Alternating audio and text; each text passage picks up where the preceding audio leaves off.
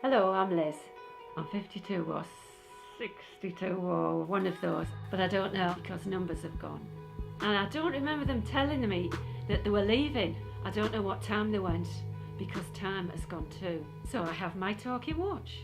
The time is 3:02. Dates have gone and days have gone. Birthdays have gone. I don't remember when my children's birthdays are, and that really hurts. But they know that I love them. I'm still here. I'm still happy. And things could be a lot worse. I'm a mum. I'm a nana and a greyhound walker.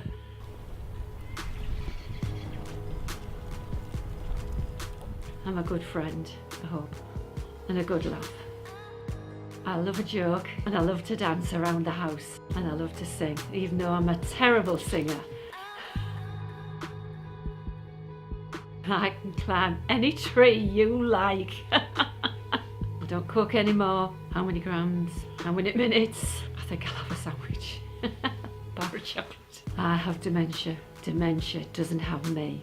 I'm not a condition. I'm not an illness. I'm not a disease. I'm not a symptom. My name is Liz.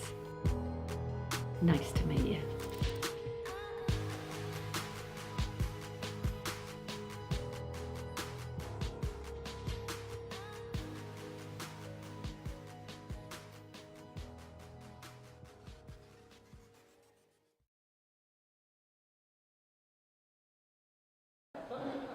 What is the difference between Alzheimer's and dementia? I'll get it in a minute. How many of you know what the difference between Alzheimer's and dementia is? You better know. All right. Dementia is a bunch of different types of brain disorders. Alzheimer's is a disease that falls under the umbrella of dementia. Oftentimes with our residents, we want to say that they have Alzheimer's disease, and that may not be the case. They could just have some form of dementia. And just like I said earlier, dementia can affect you at many different ages. The youngest person I ever read about that had early onset Alzheimer's was 31 years old. Exactly. She died after she gave birth to her first child. So it's not just a disease of aging. Okay? Dementia comes in, like I said, different forms. So Alzheimer's disease is a type of dementia that has very specific behaviors that follow them. What is a behavior? If you've taken my seedling class, you should know, what is a behavior?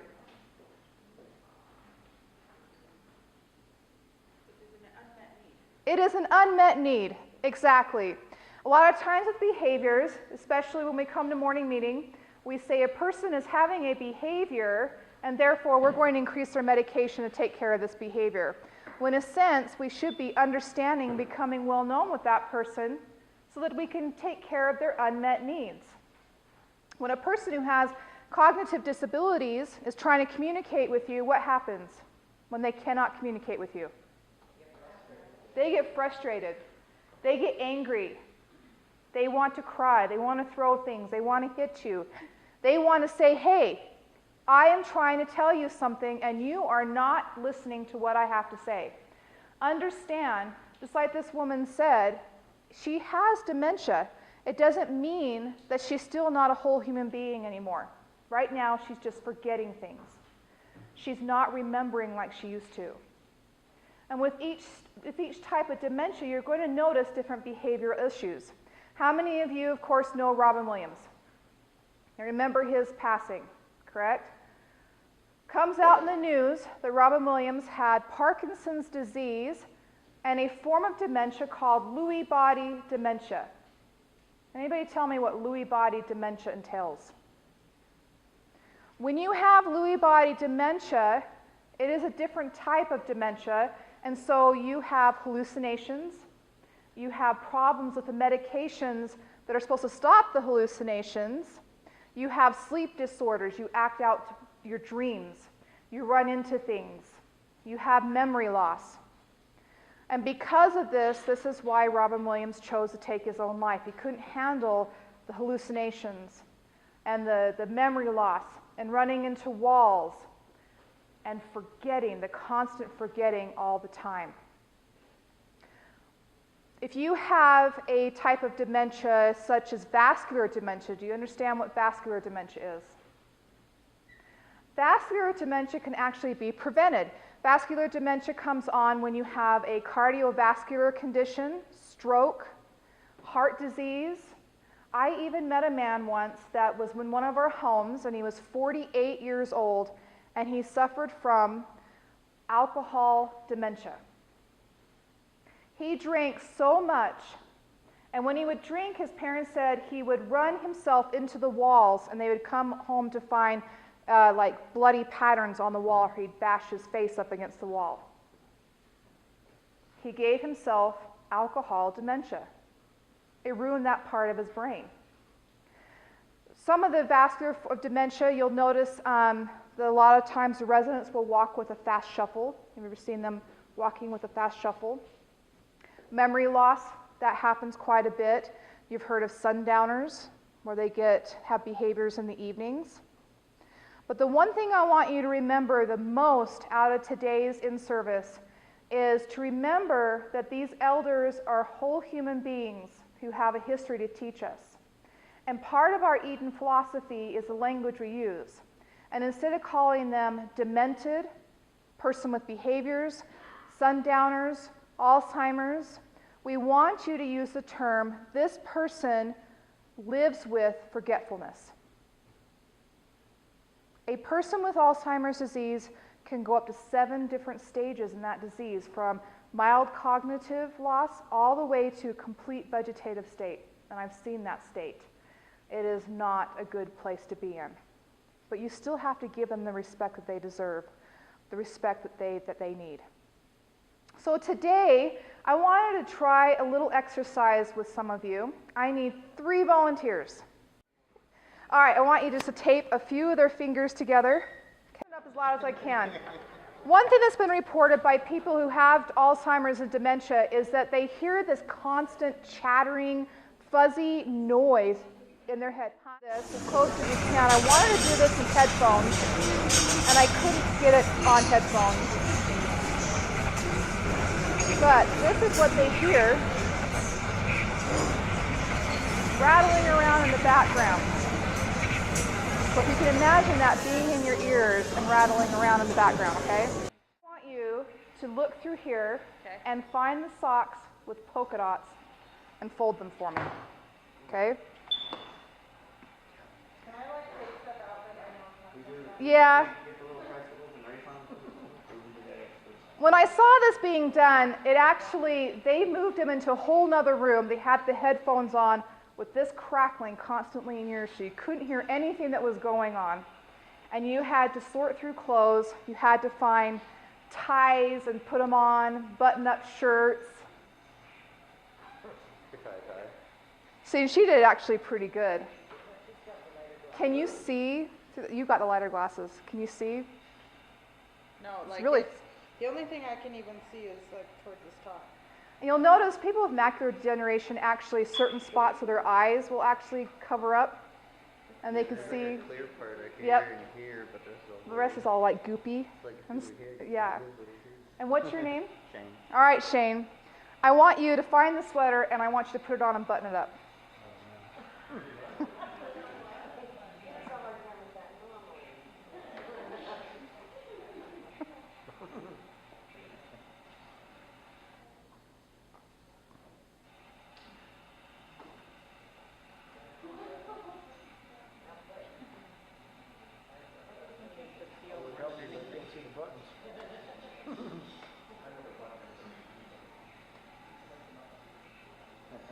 No wonder they say forget it, just go down the hall with nothing on.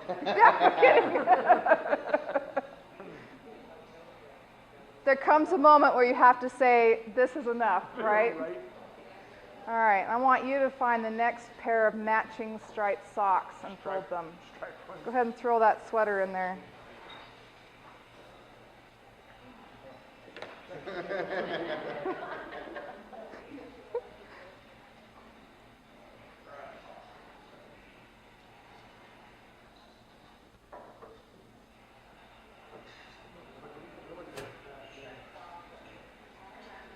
Tell everybody how you felt. What did it feel like to look through these glasses? And understand it's not just this goopy feeling, but colors change.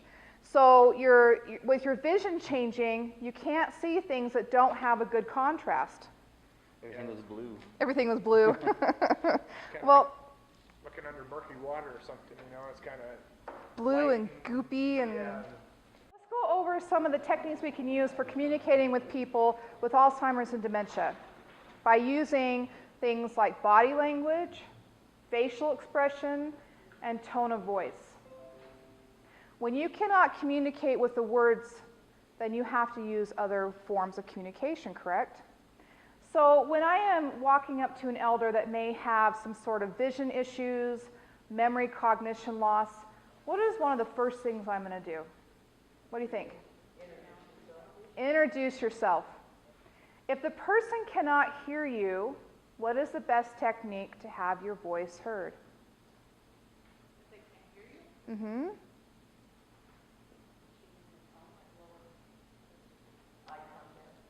Eye contact, change your tone of voice. You have to be able to change your tone of voice, either go softer or louder, depending on what the person needs. And you have to learn how to enunciate your words. In our American culture, sometimes we just get really talking like this, and then they go, I can't hear a single thing you're saying. Slow down. But don't placate. Don't go, how are you? Okay, because it's rude. Make sure that you ask them questions that are easy for them to answer. Sometimes with people with cognitive disabilities, it's easier to give them an A, B, C choice versus, what do you want to do today? Because they may go, okay, I don't really know how to tell you what I want to do. So maybe say something along the lines of, would you like to? Or if you're asking them or helping them to get dressed in the morning, you can offer them something along the lines of, would you like to wear the red dress or the pink dress today, Mrs. Jones? But your tone of voice has a lot to do with how you communicate with another person. So if you're getting snappy and yelling at this person, do you think it's going to help the situation? No. And it's the same thing with people that may come into our home, visitors that come into our home. You're going to run across visitors that are borderline, probably needing some more help, but they're not ready to come in yet. So what do? They come in and visit.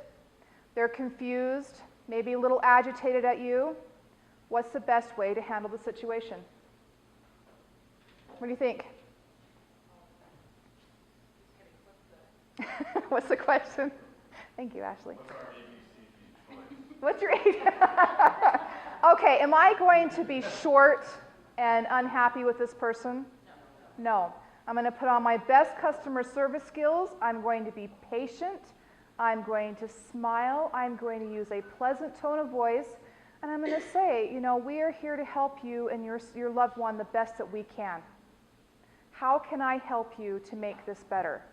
Understand the person may forget what you've just said. Understand that they may be back 20 minutes later and starting the conversation all over again.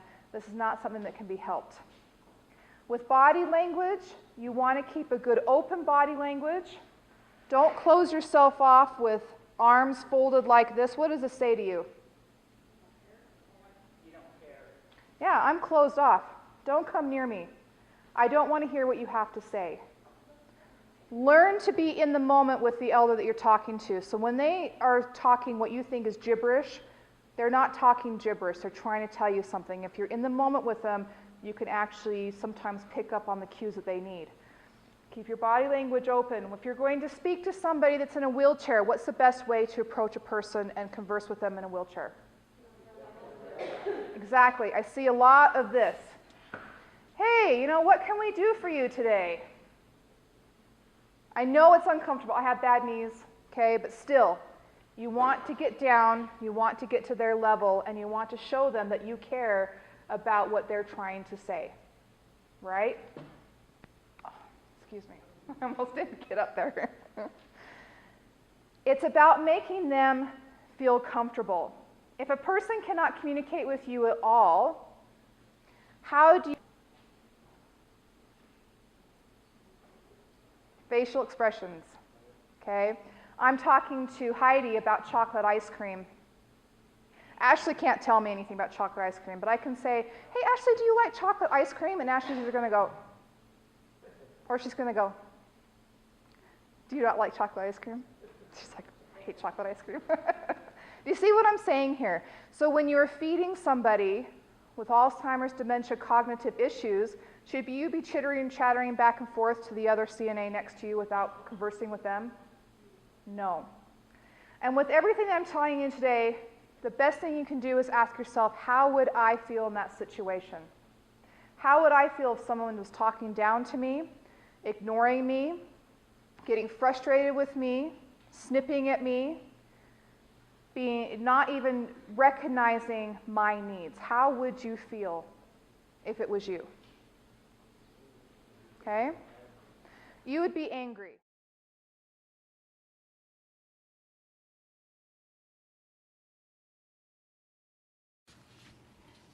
Good morning. It's an honor to be here. The poet Elizabeth Bishop once wrote, "The art of losing isn't hard to master. So many things seem filled with the intent to be lost that their loss is no disaster." I am not a poet. I am a person living with early onset Alzheimer's, and as that person, I find myself learning the art of losing every day.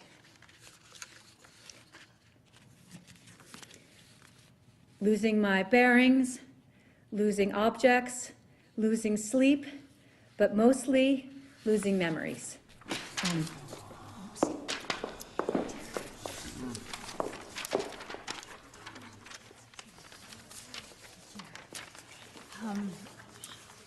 I think I'll try to forget. That just happened.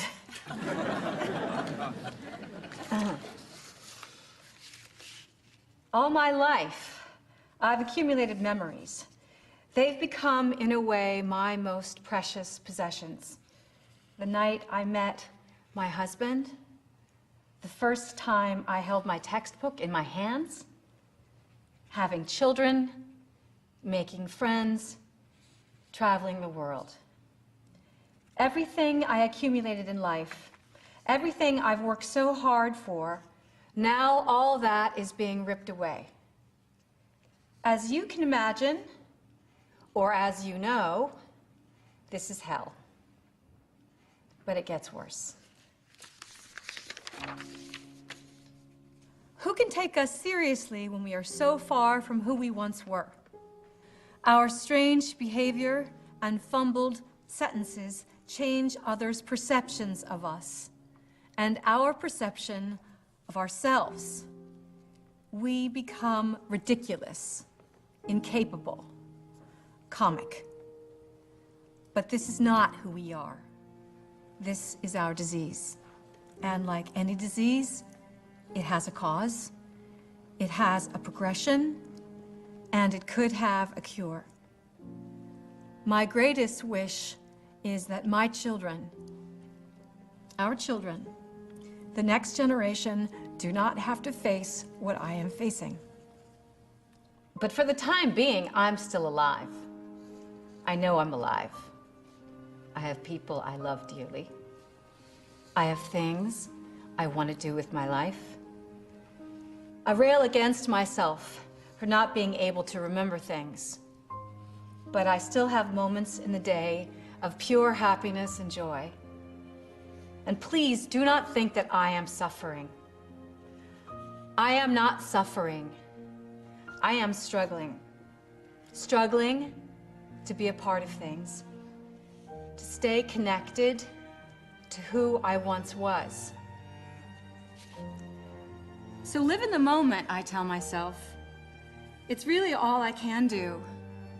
Live in the moment and not beat myself up too much. And not beat myself up too much for mastering the art of losing. One thing I will try to hold on to, though, is the memory of speaking here today. It will go.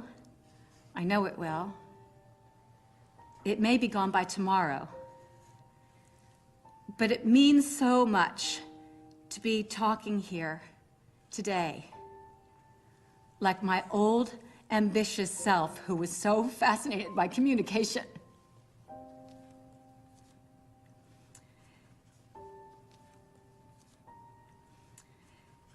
Thank you for this opportunity. It means the world to me.